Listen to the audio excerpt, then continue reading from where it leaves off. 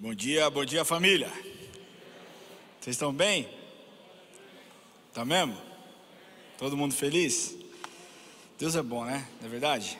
Quem que concorda comigo que Deus é bom? Será que você pode dar uma salva de palmas pro Senhor aí? Glória a Deus.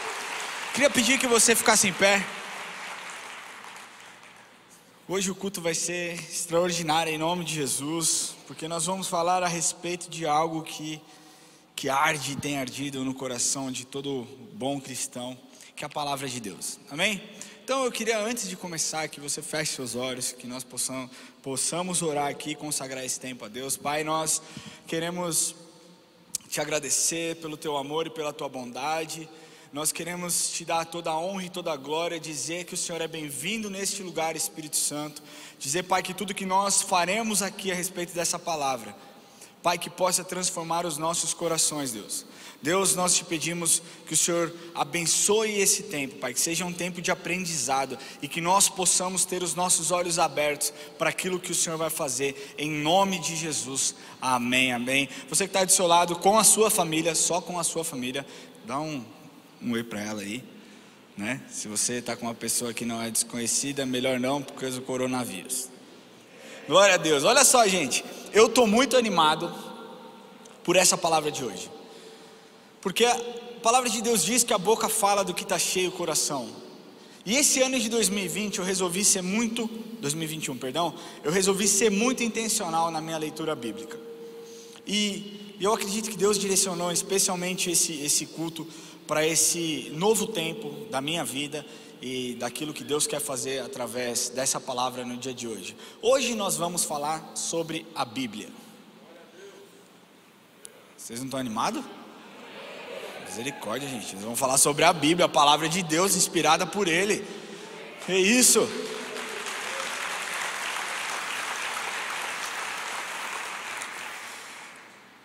Você sabe que a Bíblia, além de um manual de conduta, ela é um escudo que nos protege dos erros. Eu posso te afirmar que se todo mundo obedecesse o que a Bíblia fala, não haveria tanta desigualdade como existe. Não haveria tanta sacanagem no meio dos casamentos como existem. Não haveriam tantas vidas perdidas e presas à pornografia, a vícios como existem. Por quê? Porque a Bíblia, quando nós seguimos ela à risca, ela nos livra de tanta coisa ruim. Ela nos adverte a respeito de tanta coisa ruim que nós podemos cometer através das nossas atitudes.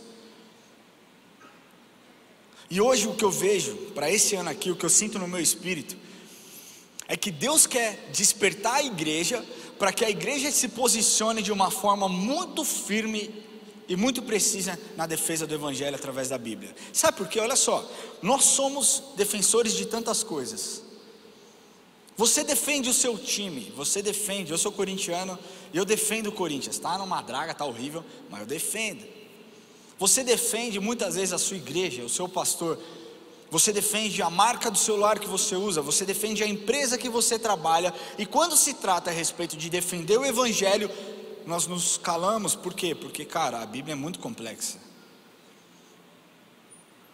E é isso que precisa ser desmistificado. A Bíblia não é complexa. A Bíblia é maravilhosa, mas o que você precisa fazer é investir tempo. Eu não falo nem gastar tempo, eu falo em investir tempo lendo aquilo que o Senhor nos deu. Porque quando nós fazemos isso, você vai entender e conhecer a essência de Deus, conhecer quem Ele é e não mais relativizar o pecado. É por isso que o tema da mensagem de hoje é a Bíblia, porque em 40 minutos, eu vou precisar da sua atenção. Por 40 minutos nós vamos mergulhar e defender a veracidade da Bíblia. E o que eu quero despertar no seu coração é que você se torne um apologeta de Cristo. Porque é isso que pessoas precisam fazer, se tornar apologetas da Bíblia, defendendo a veracidade, a inerrância. A Bíblia, ela é maravilhosa. Se nós aplicarmos ela do jeito que nós devemos aplicá-la, nós vamos transformar a vida. Isaac, tá sobrando alguma coisa aqui, mano. Eu não sei se aqui no side. Obrigado, irmão. Não é culpa sua não, tá? Mas glória a Deus. Para começar isso, para começar esse texto, o que eu vejo é que muitas pessoas têm se levantado para trazer descrédito e fazer com que a Bíblia seja desacreditada. Por quê? Presta atenção. Porque se você acredita que uma frase da Bíblia não é certa ou está errada, você desacredita ela inteira, porque você determina ela da forma como você quer, você determina a veracidade dela da forma como você deseja. Então o pecado ele já não é mais tão pecado, então esse erro já não é tão errado, então essa distância sua entre Deus já não é tão grande. Olha só, o que acontece hoje é que existem pessoas que pregam que o Deus do Velho Testamento, o Deus que está aqui, Yahweh, é um Deus mau. E porque ele é mau, ele decidiu então mandar Jesus, que Jesus é bonzinho. Deixa eu te falar uma coisa. Se Deus é o mesmo ontem, hoje e sempre, Ele é o mesmo Deus de amor ontem, hoje e sempre, porque a essência de Deus é o amor. Está escrito lá em 1 João 4, quem concorda comigo? A essência de Deus é amor. Então como que Deus pode ser um Deus mau? Ah não, mas ele era brabo, né? Ele era brabão. O povo só fazia besteira, gente. Ai, somos escravos, queremos deixar de ser escravos. Tá bom, vou mandar Moisés. Moisés, vai lá, liberta o meu povo. Ai, que ruim, não tem comida. Meu filho, decide o que você quer. Você quer ficar escravo ou quer deixar de comer carne? O povo só reclamava. Ah, mas Deus é mau. Não, Deus não é mau. Você precisa parar de ouvir esse tipo de heresia que está na internet a rodo. Existem tantos pregadores tops, tantos pregadores bons, que falam da palavra de Deus. Eu posso aqui citar Lamartine Pozzella, Lilian Pozzella, Luciano Subirá, sabe, Theo Hayashi e tantos outros pastores brasileiros, sabe, que defendem a Bíblia e defendem a veracidade. Tantos pastores aqui dessa igreja. Nós precisamos de uma posição diferente. O que acontece é que as pessoas pegam a Bíblia, e já existem grupos de pessoas que falam que o Velho Testamento já não é mais tão importante, que você pode viver segundo o Novo Testamento. Errado, bem errado. Não é assim que funciona. Você não pode tirar o que você quer da Bíblia e usar somente o que você quer. A Bíblia é um compilado de livros, 66 livros, 39 do Velho Testamento, 27 do Novo Testamento, mais de 40 autores diferentes, em um período que cobre 1600 anos da Bíblia. Você não pode simplesmente tirar, eu não quero mais o Velho Testamento, só vou seguir pelo Novo Testamento. Isso é errado. Jesus disse: eu não vim para acabar com a lei, eu vim para cumpri-la. Você acha que Deus é mau? Vamos mudar essa visão, rapaziada. Vamos mudar essa concepção, porque o Espírito Santo fala, e se nós ouvirmos, você vai ter uma vida transformada. Amém? Para começar, eu não estou bravo não, tá, gente?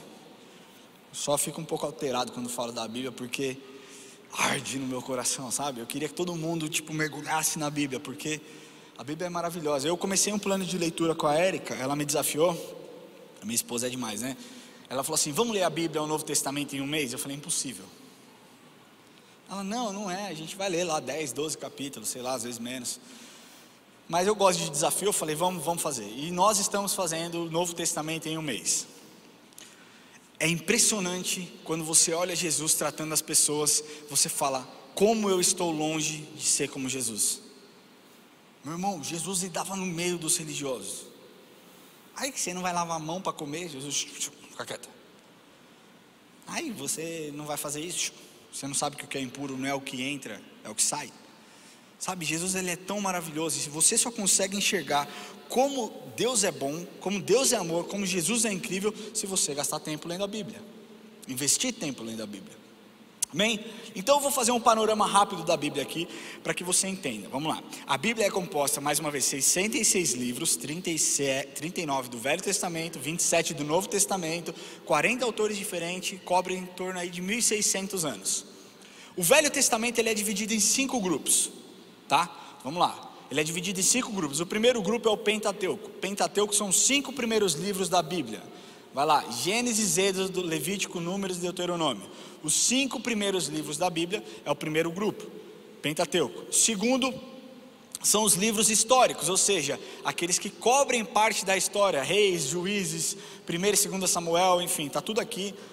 Não vou ficar falando, senão a gente vai gastar muito tempo falando do nome dos livros. Então o primeiro grupo é o Pentateuco, o segundo grupo, livros históricos. O terceiro grupo são os livros poéticos, ou seja, livros feitos em formas de canções ou poesias, que está lá, Cantares, Jó, Salmos, Provérbios e tudo mais. O quarto grupo são os profetas maiores, e aqui os profetas maiores não necessariamente por ordem cronológica, mas ordem de relevância, os profetas que mais profetizaram sobre Israel. Então você tem lá Daniel, Ezequiel, Lamentações, Jeremias, Isaías. E o quinto grupo são os profetas menores, mais uma vez, não por ordem cronológica, mas esses 12 profetas que profetizaram sobre Israel, de forma menor, em menor escala. Então você tem lá esses 12 profetas: Malaquias, Zacarias, Ageu, Sofonias, Abacuque, Naum, Miqueias, Jonas, Obadias, Amós, Joel e Oséias. Beleza? Vocês aprenderam 5 grupos? Vamos falar aqui comigo rapidinho?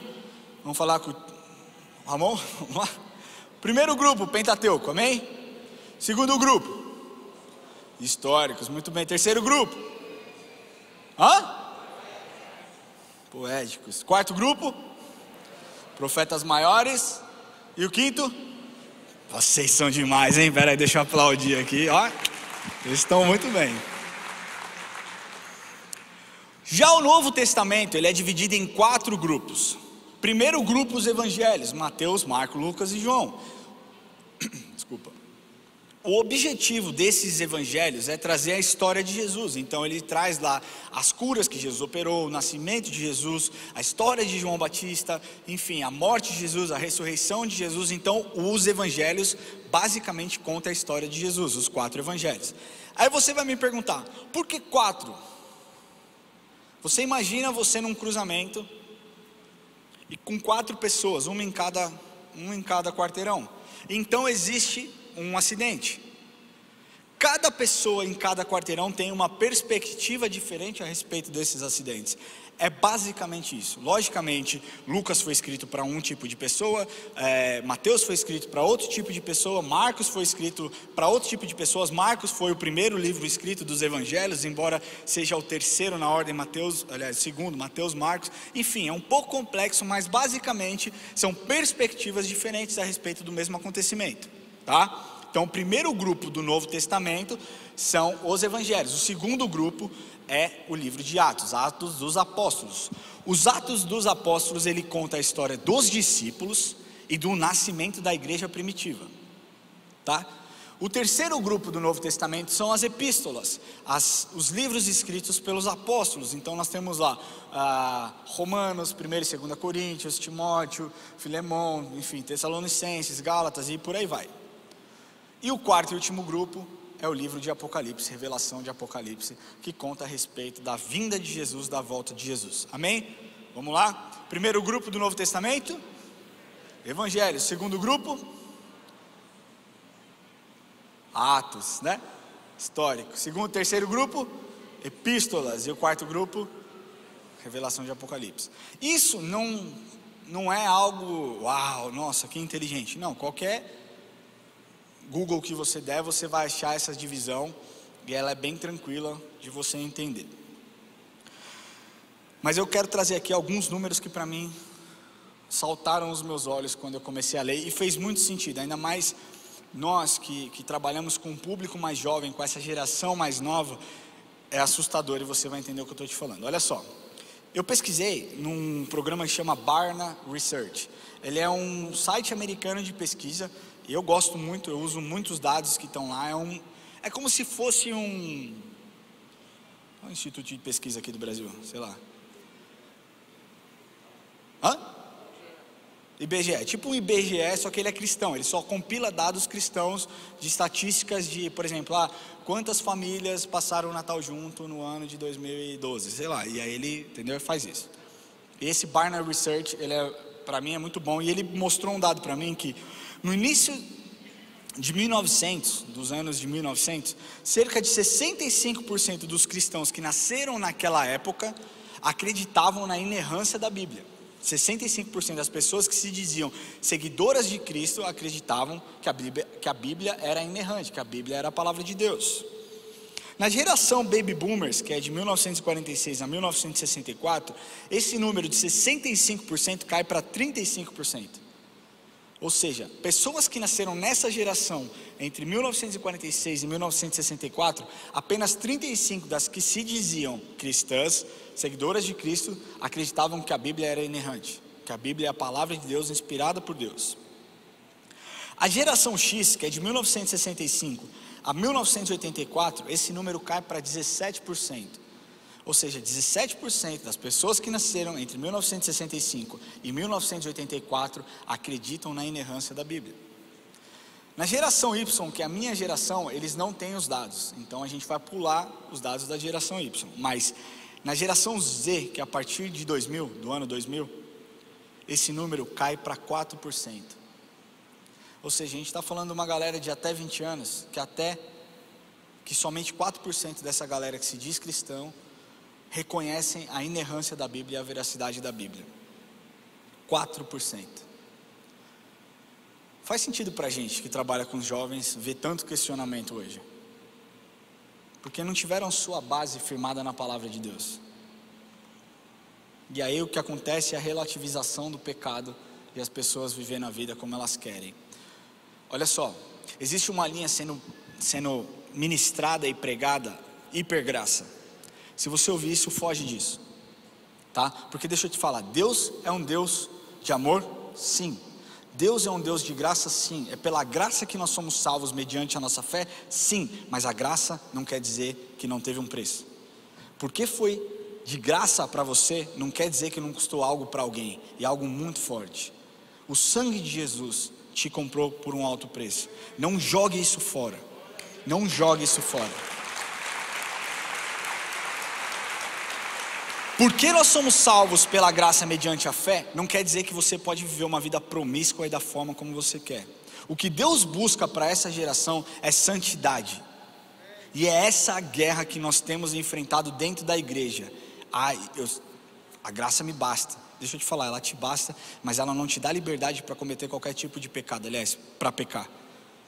Deus espera que você viva uma vida em santidade. E é nisso que nós vamos nos levantar contra.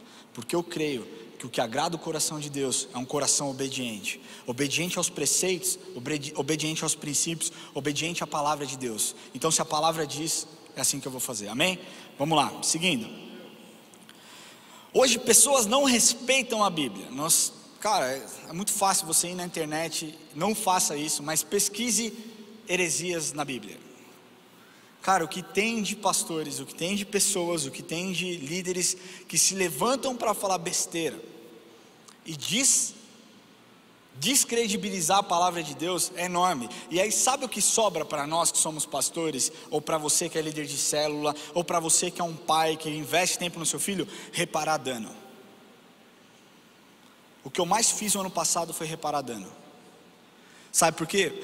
Ouvi fulano de tal na internet falando isso, falando que eu sou como Jesus. O cara pega uma frase da Bíblia, tira totalmente de contexto e aplica para ele viver a vida que ele quer. Eu sou santo. Não, você não é santo.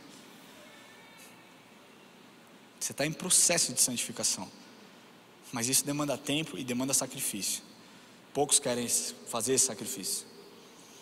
Então o que acontece hoje é que nós podemos ver inúmeras heresias por aí. Esse termo herege é um termo usado na Bíblia que classifica pessoas ou um grupo de pessoas que vivem de forma, que deixam de lado a sã doutrina, a doutrina de Cristo, para interpretar a Bíblia da forma como querem e viver a vida da forma como elas querem. Isso é heresia, porque elas cometem erros doutrinários e teológicos básicos. E é isso que nós vamos combater. Quem quer combater isso comigo aqui? Não me deixa sozinho não, irmão. Amém? Glória a Deus. Mas hoje eu quero focar bem em 3 aspectos da Bíblia que nos mostra que além de ser um manual de conduta, a Bíblia também é um escudo que nos defende do erro. E que acima de tudo revelam quem Deus Pai, quem Deus Filho e quem Deus Filho é. Quem Deus Pai, quem Deus Filho, quem o Deus Espírito é. Amém? Então vamos lá. O primeiro ponto, o primeiro aspecto é que a Escritura é sagrada. Quem concorda que a Bíblia é sagrada? Quem concorda que se ela é sagrada ela não foi modificada? Quem concorda que se ela é sagrada não for multiplicada, ela continua atual? E segundo o próprio Billy Graham, a Bíblia é mais atual que o jornal de amanhã. Essa frase é maravilhosa. Dona Pina, o que a senhora acha? Não é maravilhosa? A Bíblia é mais atual do que o jornal de amanhã. Mais de 2000 anos escritos. Há mais de 2000 anos escrito, e ela continua mais atual que o jornal de amanhã. 2 Timóteo 3,15 diz assim, Paulo dizendo: e que desde a infância sabes as sagradas letras, que podem tornar-te sábio para a salvação pela fé em Cristo Jesus. Toda a Escritura é inspirada por Deus, ponto.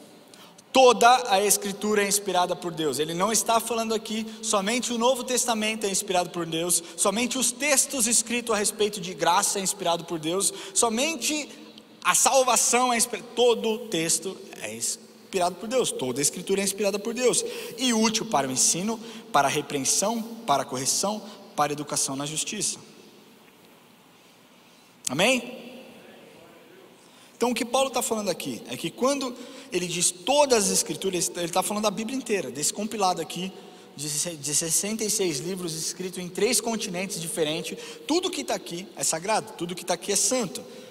Então, existem vários motivos que nos fazem acreditar na veracidade, na historicidade da Bíblia, sabe? Também nas profecias cumpridas, na integridade que a Bíblia fala. Existem muitas coisas que remam a favor. Não vê quem não quer.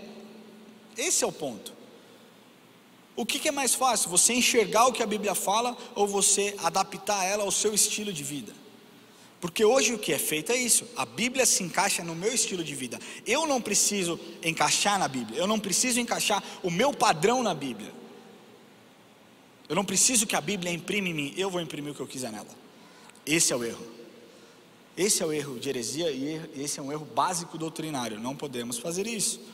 Toda pregação, todo ensinamento, todo estudo tem como um resultado objetivo em nossas vidas uma transformação. Se nós não transformamos, nós não geramos absolutamente nada. Então, se eu estou aqui pregando, se eu estou aqui falando a respeito da Bíblia, é para gerar algo em você, para que isso gere salvação e transformação nas vidas. Porque eu acredito que hoje a taxa de divórcio dentro da igreja é 50%, é o mesmo tanto que a taxa de divórcio no mundo. Se as pessoas seguissem o que a Bíblia diz, não haveria tanto divórcio dentro da igreja. Hoje nós, infelizmente, somos absolutamente igual ao pessoal do mundo, ao pessoal que não conhece a palavra de Deus, mas nós conhecemos. E aí que entra o ponto. Nós estamos perdendo uma geração. E quando eu falo nós, isso não é responsabilidade única, exclusivamente minha, do Diego, do pastor Rubem, da pastora Silene, ou de qualquer outro tipo de pastor ou qualquer outro líder religioso. Essa é uma obrigação nossa. Seja lá quem você influencia e como você influencia, você vai ser cobrado pelas suas atitudes. É assim que é. Sabe por quê? Porque 4% apenas, como eu falei, acreditam que a Bíblia é inerrante. Essa geração, se nós não nos levantarmos agora, é uma geração perdida. E a geração que vem depois dessa vai ser pior ainda. Nós não podemos deixar com que aconteça. Deus, se você é pai, Deus vai cobrar de você.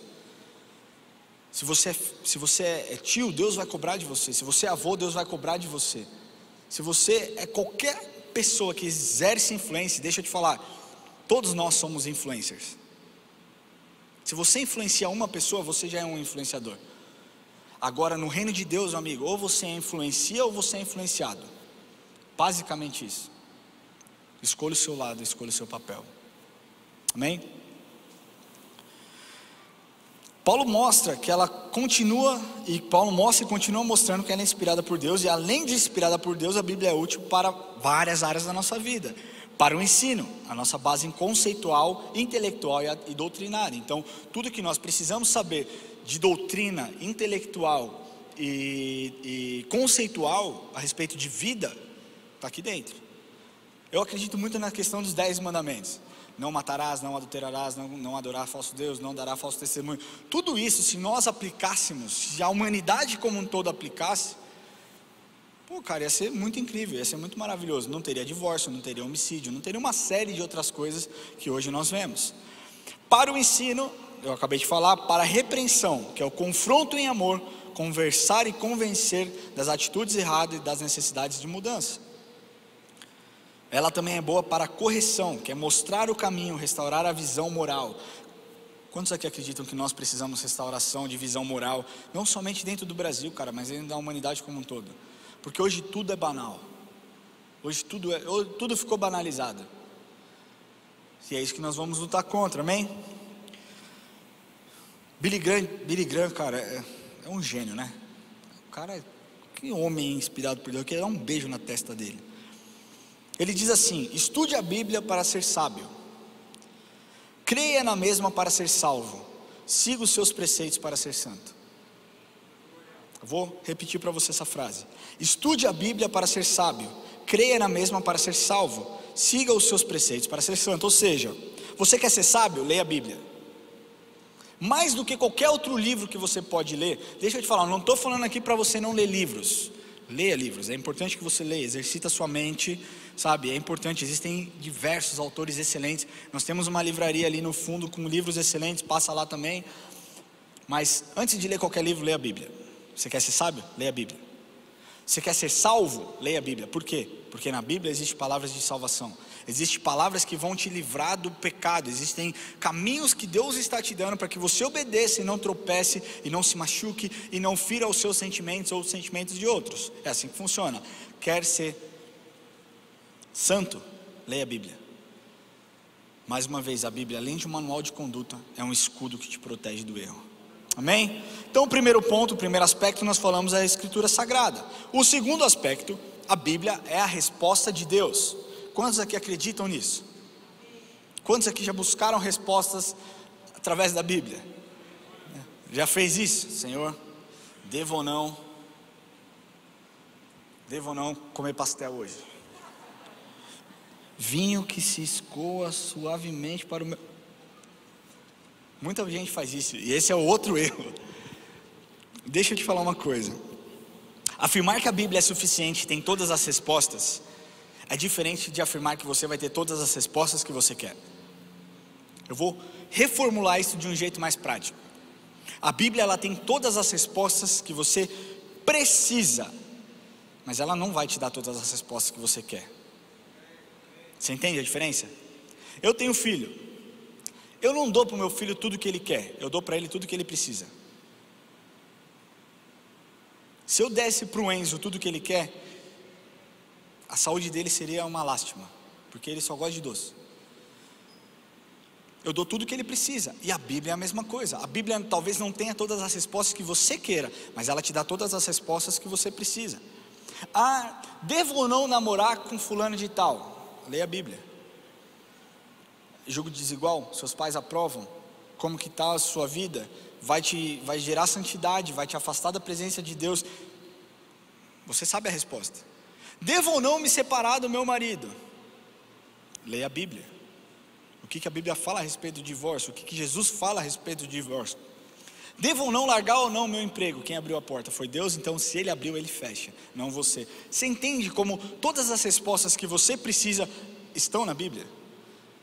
Mas existe uma geração tão mimada, mas tão mimada, que quando a Bíblia não responde de forma objetiva o que ela quer ouvir, a pessoa se rebela contra Deus e vai embora da igreja. Esse pastor falou duro demais comigo, vou embora da igreja, não aceito. Falta amor para ele. Ah, o louvor hoje não foi legal.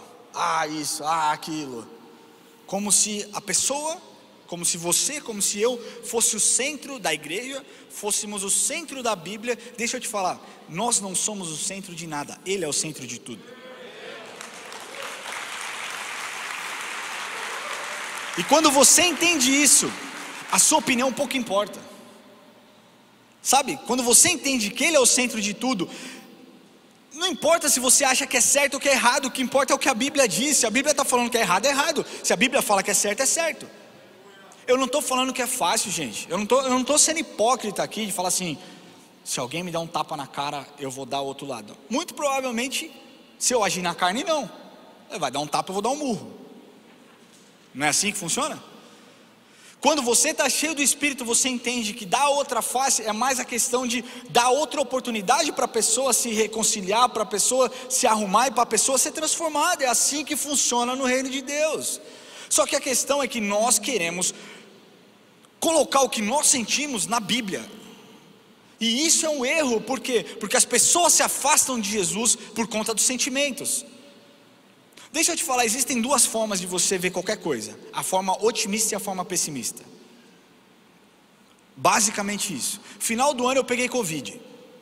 Eu, minha família, todo mundo, minha irmã estava com Covid, fez o exame, tinha dado negativo, então achou que era virose e pegou todo mundo, pegou Covid. Dia 20 de dezembro. Eu poderia olhar isso e falar assim: estragou meu ano, 2020 já foi ruim. Aí peguei Covid, tive que passar longe da minha família, tive que passar o Natal isolado. Putz, não acredito nisso. Ou eu posso olhar e falar: cara, graças a Deus porque eu não desenvolvi um sintoma pior, graças a Deus porque eu não precisei ser entubado, graças a Deus. Você entende a forma como você vê? O otimista, ele vai olhar e vai falar assim: graças a Deus pelo livramento que eu tive. O pessimista vai olhar: infelizmente eu não fiquei com a minha família, sabe? Mas quando nós estamos em Cristo, nós por obrigação, quando nós conhecemos a Bíblia, o nosso olhar tem que ser otimista. Eu não posso simplesmente olhar essa geração e falar: perdemos completamente uma geração. Eu vou falar: essa geração está perdida, mas Deus está levantando um exército de pessoas comprometidas para saquear o inferno e recuperar essa geração.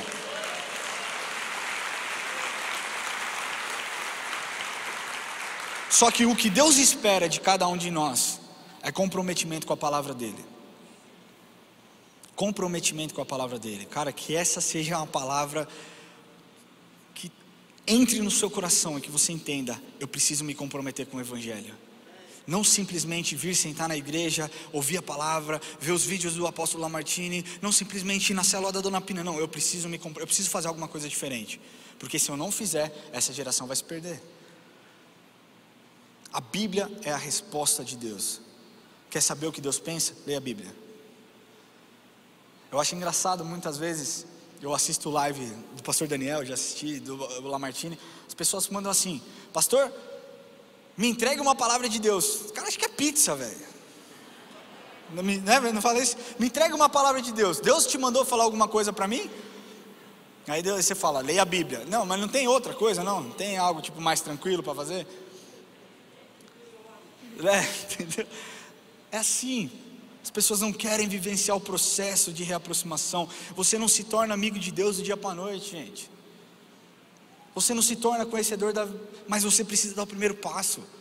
Se você não der o primeiro passo, você nunca vai sair da estaca zero. Sabe o que eu vejo? O povo de Deus saindo da terra, saindo do deserto.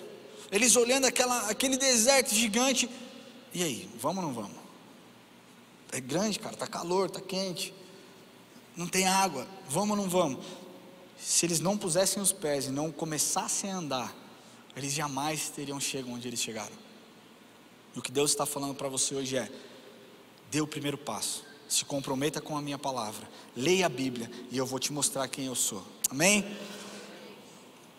A Bíblia revela o plano de Deus para redimir o homem. A Bíblia não foca na sua vida. Mais uma vez, você não é o centro, nem eu, ele é o centro. Mas é importante que você saiba de duas coisas. Deus te criou com uma consciência capaz de ser treinada e tomar decisões sábias. Sabe aquela decisão que você fala: meu, eu não devia ter feito isso? Foi decisão sua, não foi culpa de Deus. Você foi treinado, você foi criado, você tem uma mente brilhante. Você já parou para pensar quantos bilhões de neurônios você tem dentro da sua cabeça? São 100 bilhões, é isso? Mais ou menos, né? Você tem mais de 70 mil pensamentos por dia. Olha a sua mente, que mente brilhante que você tem. Isso é para todo mundo, gente.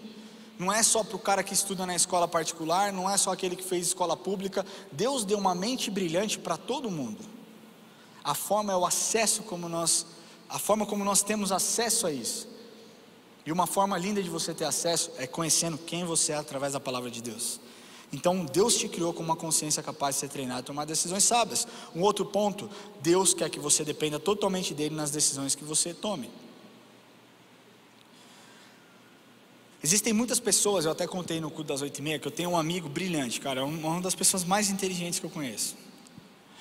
Engenheiro formado pela USP, mas que está desempregado e totalmente perdido na sua vida profissional. Por quê? Porque cometeu erro atrás de erro, tomando decisões sem consultar Deus. Quantos empresários nós temos aqui? Levanta a mão se você é empresário aí, olha só. Vou contar a história para vocês dele rapidinho. Moleque brilhante, entrou no mercado nesse meio corporativo.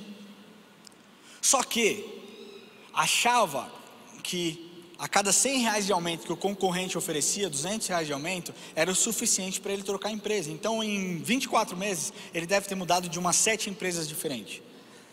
E a minha conversa com ele foi: cara, sossega em algum lugar, mano. Sabe, cresça em algum lugar, não fica pipocando de lugar para lugar. Você perguntou para Deus se é para você sair? Não, cara, mas eu acho que é assim, porque as pessoas vêm, me convidam e eu vou. Eu acho que Deus permite isso. Nem tudo que é bom vem de Deus, amiguinho.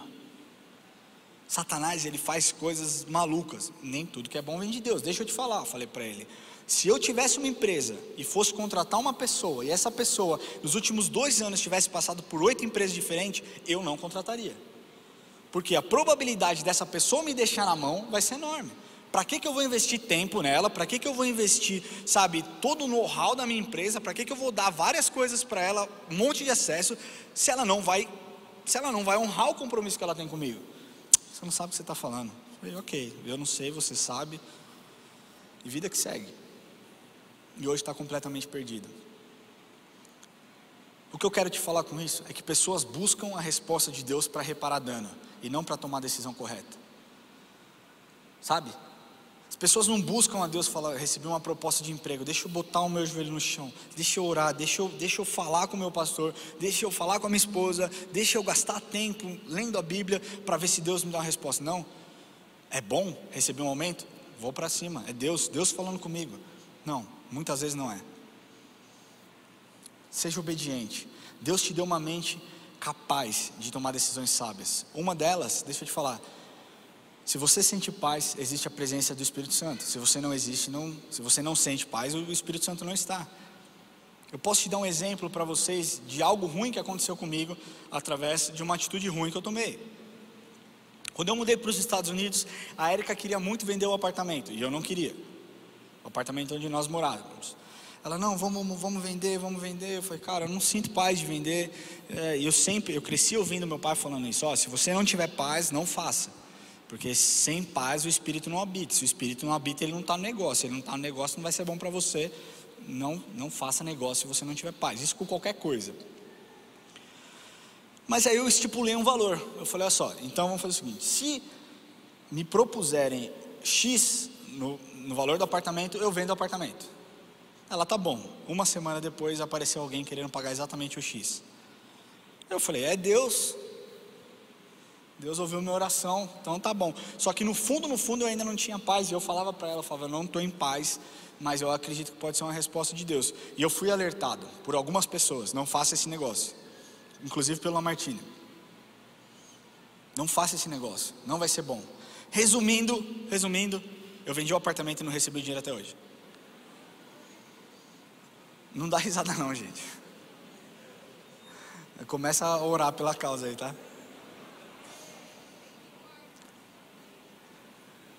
Eu vou receber esse dinheiro em nome de Jesus. Está num processo, vai acontecer. Mas o estresse que eu poderia ter evitado, sendo obediente à palavra de Deus, aos conselhos que eu recebi e à resposta de Deus que Ele deu de inúmeras formas, teria evitado o estresse que eu estou passando hoje.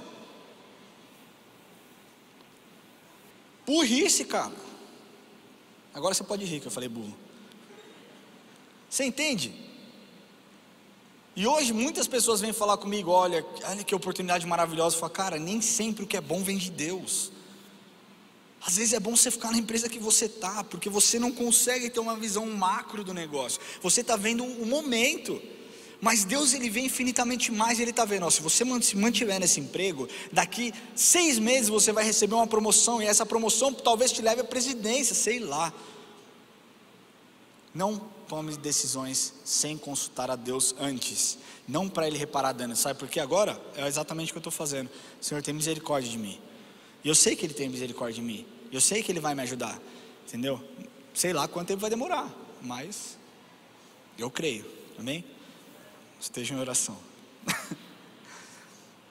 Decisões certas que eu tomei na minha vida, várias. Casar foi uma delas. A princesa e o plebeu. Literalmente. Mas a decisão mais acertada foi o dia que eu sentei com a Eric e falei: eu sinto que Deus me chama e chama a nossa família para viver de tempo integral do ministério. Ela: como que é isso? Eu falei: eu vou pedir as contas, a gente vai sair e sei lá o que Deus vai fazer. Ela: você tem certeza disso? Eu estava numa empresa onde eu tinha um cargo excelente, onde eu tinha um salário excelente, onde minha vida estava completamente estabilizada, e eu decidi trocar, porque alguns passos que parecem loucura requerem fé.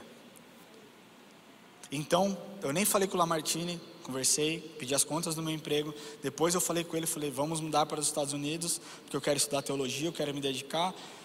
Se eu não tivesse tomado essa decisão, eu não estaria aqui hoje. Eu não estaria pregando para vocês hoje o poder da transformação, quando Jesus entra na nossa vida, como Ele transforma. E lógico que eu me sacrifiquei de várias coisas, mas posso falar, foi a melhor decisão que eu tomei na minha vida. Disparada a melhor decisão que eu tomei na minha vida.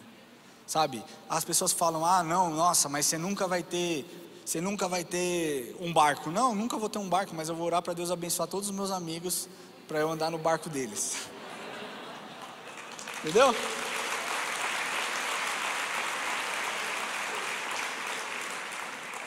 Porque isso já não queima no meu coração, sabe? E eu não estou aqui menosprezando se queima no seu, mas eu acredito que Deus tem um chamado diferente para as pessoas. Então o que eu falo para você é: se você tem um barco, me chama para dar um rolê. Brincadeira. Mas o que eu estou te falando é: quando é de Deus, você sente paz e alegria, e as portas são escancaradas. Para você ter noção, em 3 meses eu estava com a minha mudança pronta para ir. Em 3 meses.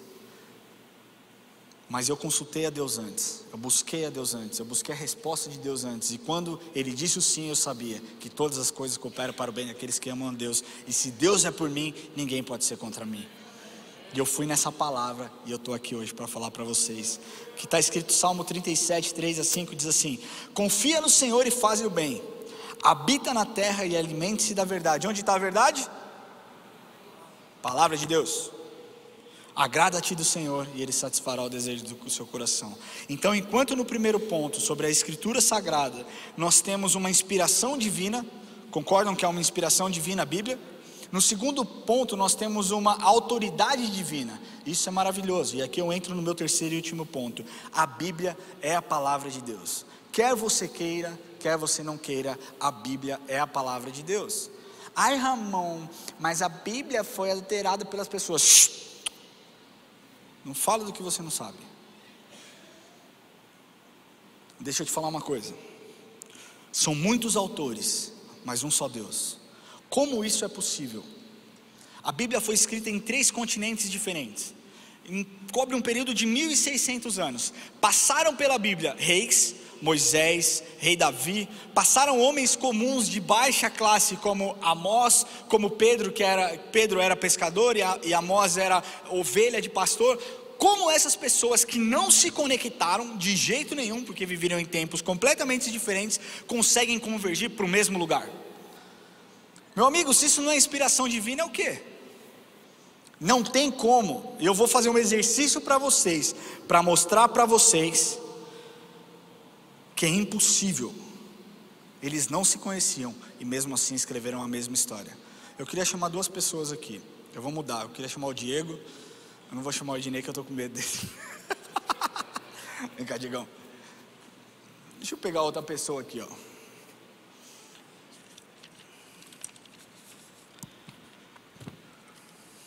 Vou chamar o Eli. Vem, Eli. E aqui o exercício que eu vou fazer para vocês é uma ilustração bem bobinha, mas para você ter uma noção de como é impossível a Bíblia ter sido escrita sem ser por inspiração divina. Eu vou escrever uma história aqui. Eu escrevi uma história e eu vou ler essa história, o começo dessa história, e eles vão ter que acabar com essa história.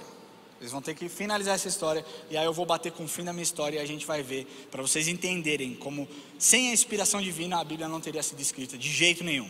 Amém? Então pega o papel aqui, ó. Uma frase, tá? Calma. Você está muito ansioso, cara. Ó. O meu texto, a minha história começa assim, ó. O Ednei viu a necessidade de melhoria dos equipamentos, não só bateria, Ednei, dos equipamentos. Ele pensou em vender a sua casa e dar de oferta. Foi conversar com a sua esposa para pedir sua opinião. Qual é o fim dessa história? Então o Ednei queria fazer uma melhoria nos equipamentos e falou assim: eu tenho uma casa sobrando, tá, Ednei? Não é a única não, tá sobrando. Aí vou vender minha casa e vou lá falar, vou dar para a igreja. E aí vocês terminam a frase, vamos lá, rapidinho. Escreve uma frase só. Vocês entenderam o exercício aqui? Todo mundo entendeu? Eu ia chamar o Léo para tocar uma música de entretenimento no meio, mas acho que não precisa, né, Léo? Rapidinho, né? Então tá bom. Então o que eu quero mostrar para vocês aqui, basicamente, é que não existe como homens em tempos diferentes, com culturas diferentes, em continentes diferentes, escreverem exatamente a mesma coisa, exatamente convergirem para o mesmo lugar. O Velho Testamento inteiro aponta para Jesus, inteiro. Como que as pessoas podem desacreditar o Velho Testamento? Você desacredita o Velho Testamento, você desacredita tudo que está apontando para Jesus. Está errado ou não está errado? Sim ou não? Amém. Acabaram aí? Pô, é frase curta, amigo. Ô baixista, vai longe, gente. Acho que eu tenho até medo da resposta que eles vão botar aqui. Estão compenetrados mesmo lá. Então, a Bíblia, muitos autores, um só Deus. Amém? Glória a Deus. Vocês querem saber alguma coisa? Enquanto, sei lá, alguma piada? Ô Eli, tá bom, cara. Você acabou, Diegão? Tá aqui. Nossa, ele está escrevendo um livro. Dá aqui para mim, deixa eu ver, Diegão. Eu estou com medo. Deixa eu ler embaixo, voz baixa primeiro. Essa foi boa. Então, beleza.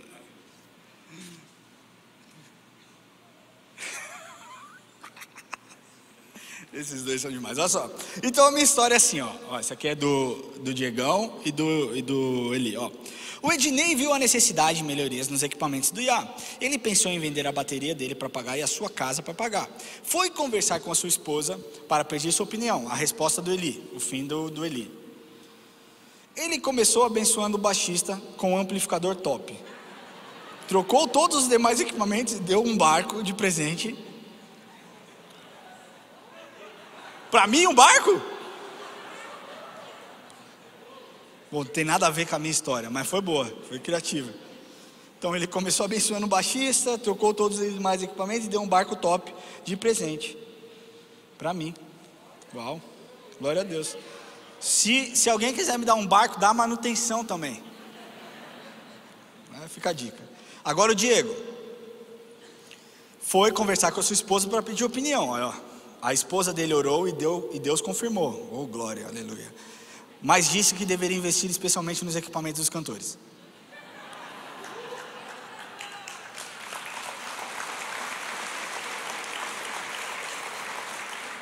Vocês querem ler o fim da minha história? Sua esposa sabiamente disse para ele orar a respeito e não tomar nenhuma decisão precipitada. Vocês percebem como é impossível uma pessoa ouvir uma história de Deus e essa história não dá match, não dá liga? Todas as pessoas que escreveram a Bíblia tiveram inspiração divina sim, porque se não tivesse a Bíblia estaria cheia de contradição. Você acha que a Bíblia tem uma contradição? Nós temos aqui vários pastores. Eu te desafio a trazer qualquer contradição da Bíblia aqui. É um desafio que eu faço para você que está nos assistindo online. Se você acredita que a Bíblia tem contradição, me mostre, me prove. E você vai quebrar a sua cara. Porque o que existe de história, existe até um filme que eu assisti recentemente, eu esqueci, de um jornalista americano extremamente conceituado, que decidiu provar que a Bíblia era mentira, que a Bíblia era enganosa. Então esse cara se converteu, porque ele descobriu que a Bíblia ela é perfeita e a palavra inspirada por Deus. Amém? Glória a Deus. Eu já estou acabando, gente. O segundo ponto aqui é que Deus prova que a palavra vem dele. Deus mostra claramente que a palavra vem dele. Jesus, quando ensinava o povo, citava a Bíblia como sendo a palavra do Pai, não é verdade? Também há textos que o próprio Deus manda escreverem certas coisas na Bíblia. Olha lá, eu vou ler para vocês o que está escrito em Êxodo 34, 27. Disse mais o Senhor a Moisés: escreve essas palavras, porque segundo o teor dessas palavras fiz aliança contigo e com Israel. Isso Deus mandando Moisés escrever. E também em Jeremias 30, de 1 a 2, palavra que do Senhor veio a Jeremias dizendo: assim fala o Senhor, Deus de Israel, escreve num livro todas as palavras que eu disse. Ou seja, existem muitas profecias na Bíblia, e a palavra de Deus nos ensina que as profecias cumpridas vieram de Deus. Amém? Quantos concordam que a Bíblia está cheia de profecia? Tem um monte de profecia. Como você sabe se a profecia veio de Deus ou não? Se ela se cumpriu. Beleza? Está escrito lá em Deuteronômio 18, 21, 22. Diz assim: se disseres no teu coração, como conhecerei a palavra que o Senhor não falou? Sabe que quando esse profeta falar em nome do Senhor e a palavra dele não se cumprir, nem suceder como profetizou, esta é a palavra que o Senhor não disse, com soberba a falou tal profeta. Ou seja, se a profecia se cumprir, ela veio de Deus. Se não se cumprir, veio do homem. Estamos todos juntos na mesma sintonia. Amém? Agora eu vou fazer um exercício rápido para vocês. Quantos conhecem o profeta Daniel? O profeta Daniel viveu aproximadamente 600 anos antes de Cristo. Ele profetizou a queda do Império Romano. Quem lembra dessa história? Que veio acontecer aproximadamente 470 anos depois de Cristo. Ele profetizou 600 anos antes de Cristo, se concretizou 570 anos, 470 anos depois de Cristo. Veio de Deus ou não veio de Deus? Meu amigo, você está falando da Bíblia, você precisa de mais entusiasmo. Veio de Deus ou não veio de Deus? Segundo ponto, Zacarias previu a entrada de Jesus em Jerusalém montado num burrinho. Isso aí 520 anos antes de Cristo. Se cumpriu ou não se cumpriu? Veio de Deus ou não? Isaías profetizou o nascimento de Jesus, a morte de Jesus, mais ou menos 750 anos antes de Cristo. Se cumpriu ou não se cumpriu? Veio de Deus ou não veio de Deus? Como que a Bíblia não pode ter sido inspirada por Deus se todas as profecias estão sendo cumpridas e foram cumpridas? Só vê quem não quer, amiguinho. E você precisa se posicionar e escolher o seu lado. Eu quero acabar falando que quase 2000 anos depois que o último livro da Bíblia foi escrito, ela ainda é relevante. Não existe outro livro que foi mais vendido no mundo como a Bíblia. Me conta um livro que tem poder para transformar a vida de uma família. Me conta um livro que existe autoridade para curar através das histórias. Não existe. A sociedade mudou, coisas novas surgiram.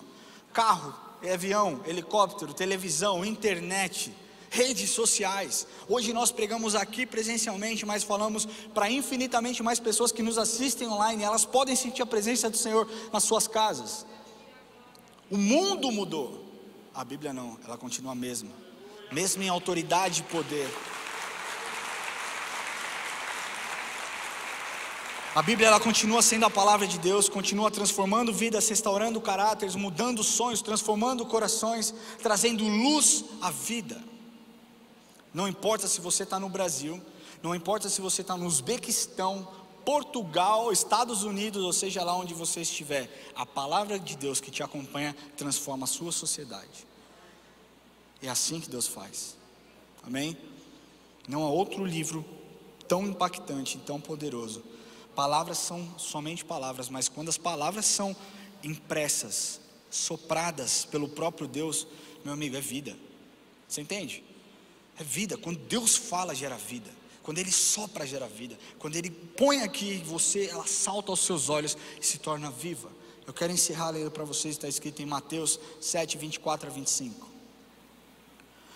Diz assim: todo aquele, pois, que ouve essa minha palavra e as praticas, será comparado a um homem prudente que edificou a sua casa sobre a rocha. E caiu a chuva, transbordaram os rios, sopraram o vento e deram com ímpeto contra aquela casa, que não caiu, porque fora edificada sobre a rocha. Então a Bíblia Sagrada é uma inspiração divina. A resposta de Deus tem uma autoridade divina e a palavra de Deus tem uma revelação divina. Amém? Será que você pode aplaudir ao Senhor? Queria pedir que você fechasse seus olhos.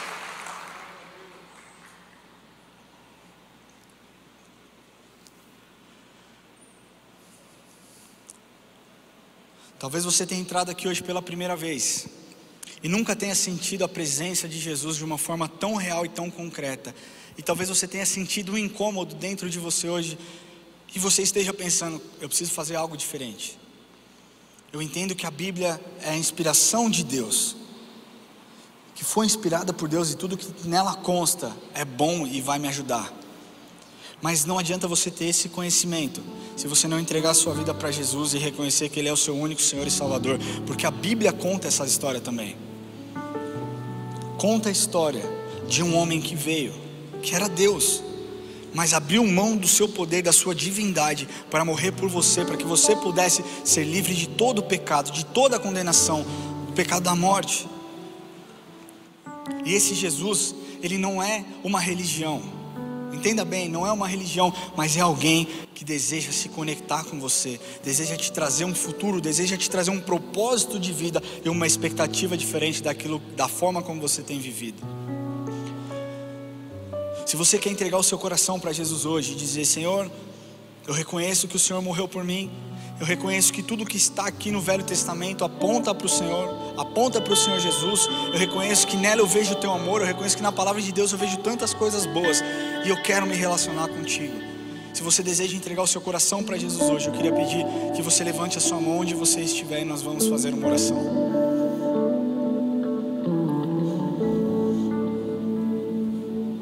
Glória a Deus pela sua vida. Existe mais alguém que deseja entregar o seu coração para Jesus? Levante sua mão o mais alto que você puder para que eu te veja. Glória a Deus pela sua vida. A salvação, porque a palavra de Deus gera salvação, a Bíblia gera salvação. Então não se prenda no seu lugar, não fique acanhado, porque hoje o Senhor quer escrever uma nova história para você. Ele quer te revelar coisas profundas, Ele quer sarar as suas feridas, Ele quer transformar o seu caráter, mudar o seu coração. Se você deseja fazer essa oração, levante do seu lugar, onde você estiver, só fique em pé no seu lugar, nós vamos orar pela sua vida. Se coloque em pé se você deseja fazer essa oração. Glória a Deus pela sua vida. Coloque a mão no seu coração e faça essa oração. Fale assim: Senhor Jesus, eu entrego o meu coração em tuas mãos.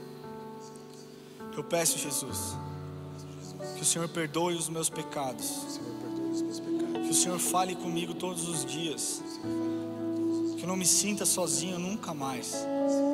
Escreve o meu nome no livro da vida e me usa, Senhor, em nome de Jesus. Você que fez essa oração, fica em pé. Você que fez essa oração, fica um pouquinho em pé. Se você fez essa oração, nós queremos nos conectar com você. Nós não queremos te pedir absolutamente nada. Não se sinta constrangido. Nós queremos apenas conhecer você, conhecer a sua história, estar mais próximos de vocês, porque nós nos importamos com vocês. Isso aqui não é um rito, mas é algo que nós levamos para a nossa vida. Vocês têm valor, vocês são especiais, nós amamos a vida de vocês, e hoje existe uma festa no céu, porque vocês entregaram os seus corações para Jesus, amém? Então você vai receber um papel, se você puder preencher, e depois do culto entregar lá no fim, vai ser uma bênção. Se você fez essa oração na sua casa e está nos assistindo online, eu queria pedir que você escaneasse do seu celular aí esse QR Code que aparece. Ele vai te jogar diretamente para um site, eu acredito que é o WhatsApp, e nós queremos nos conectar com você também.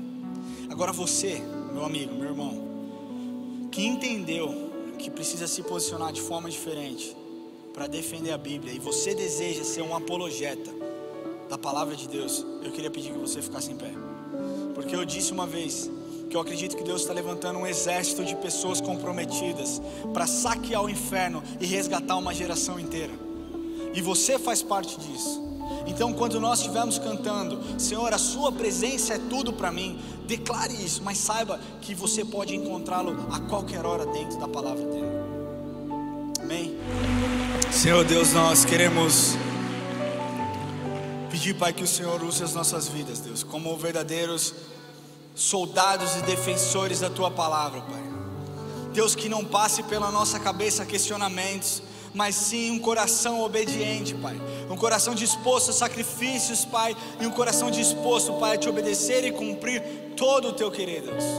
Deus, nós queremos Te pedir que o Senhor, através da nossa obediência, se manifeste em nós, Pai, de inúmeras formas. Pai, nós queremos Te pedir que através, Pai, da nossa obediência nós possamos nos aproximar do Senhor, nós possamos gerar um relacionamento íntimo e que, Pai, nós possamos Te conhecer ainda mais. Deus, nós queremos Te pedir, Pai. Sabe, Deus, nós sabemos quando nós estamos em Ti, nós somos novas criaturas. E nós queremos, Pai, que a partir de hoje uma nova história seja escrita por Ti, Senhor. Por Ti, Senhor, que nós possamos resgatar aqueles que estão perdidos, que nós possamos trazer palavras, Pai, de direcionamento para aqueles que precisam de um novo caminho, que nós possamos trazer, Pai, palavras de conforto para aqueles que necessitam ser confortados, Pai. Deus, mas tudo com base na Tua palavra, que é poderosa, é viva, e nós reconhecemos, Pai, a inerrância dela, nós reconhecemos a Sua inspiração nela, e nós declaramos que nós queremos mais do Senhor, e esse mais nós teremos através da leitura, Senhor. Senhor, conte conosco, Pai, conte conosco como os Teus filhos, como os Teus defensores, para que nós possamos sim transformar o mundo através da Tua palavra, em nome de Jesus, amém. Glória a Deus. Se você fez essa oração, o meu desafio para você é que você tenha um plano de leitura bíblica e que você siga esse plano de leitura bíblica. Você não precisa fazer como eu estou fazendo, um plano do Novo Testamento em um mês, mas... coitadinho, você que ela estava perdida. Você não precisa fazer um plano de leitura como eu estou fazendo, que é o Novo Testamento em um mês, mas você pode seguir o plano de leitura bíblica que a IA tem no próprio aplicativo. Então, se você tiver o aplicativo da IA Church, você pode entrar no aplicativo, no canto direito e embaixo existem 3 pontinhos que você clica lá, mais. Quando você clicou em mais, vai ter uma barra escrito leitura. Você clica na leitura e lá existem 2 ou 3 planos diferentes de leitura. Você pode fazer um plano anual, e lá é legal porque ele vai te dando tanto que você já leu do plano de leitura, o tanto que você já fez. Então, o meu desafio para você é que esse voto que você fez, pedindo para Deus para que você seja um defensor, você possa honrá-lo lendo a Bíblia todos os dias. Independente se 1 capítulo, 2 capítulos, 10 capítulos, leia a Bíblia. Mais do que qualquer outro livro, mais do que qualquer site de notícia, mais do que qualquer site esportivo, ou então fofoca, que eu espero que você não leia, mas tem gente que lê. Que você leia a Bíblia e seja intencional na presença de Deus. Amém?